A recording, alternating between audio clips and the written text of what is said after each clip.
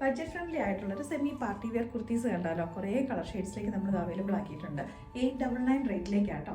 മൽച്ചന്തേരിയാണ് ഇതിൻ്റെ ഫാബ്രിക് വന്നേക്കുന്നത്. ഇതിൻ്റെ ഹൈലൈറ്റ് എന്ന് പറഞ്ഞിട്ടുണ്ടെങ്കിൽ യോക്ക് പോർഷനിലേക്ക് കൊടുത്തേക്കുന്ന ഹാൻഡ് വർക്കാണ്. കട്ട് ബീഡ്സിൻ്റെയും അതേപോലെ തന്നെ ത്രെഡ് എംബ്രോയിഡറി ഒക്കെ കൂടെയാണ് ചെയ്തേക്കുന്നത്. ഇവിടെ ഫ്രണ്ടിലേക്കായിട്ട് കുഞ്ഞ് കുറച്ച് പ്ലീറ്റ്സും കൊടുത്തിട്ടുണ്ട്. ബാക്കിലേക്ക് പ്ലെയിൻ ലൈൻ കട്ടിങ്ങാണ് വരുന്നത്. ക്രേപ്പ് ലൈനിങ്ങാണ് കൊടുത്തേക്കുന്നത്. കുറേ നല്ല ഭംഗിയുള്ള കളർ ഷെയ്ഡ്സ് അവൈലബിൾ ആണ്. ഫസ്റ്റ് എന്ന് പറഞ്ഞാൽ ലൈറ്റ് ഒരു പിങ്കിഷ് പീച്ച് എന്ന് പറയാം. പിങ്കിൻ്റെ നല്ല ബ്യൂട്ടിഫുൾ ആയിട്ടുള്ള ഷെയ്ഡ്.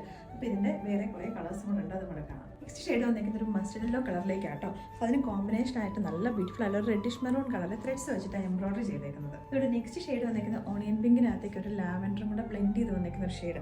നല്ല ബ്യൂട്ടിഫുൾ ആയിട്ടുള്ള കോമ്പിനേഷൻ ഇതിന് എല്ലാത്തിനും എംബ്രോയിഡറിക്ക് കൊടുത്തേക്കുന്നത്. നമ്മൾ ആദ്യം കണ്ടത് പിങ്കിനകത്തേക്ക് ലൈറ്റ് ഒരു പീച്ച് കളറിൻ്റെയും കൂടെ ബ്ലെൻഡ് ഉള്ള ഒരു ഷെയ്ഡായിരുന്നു.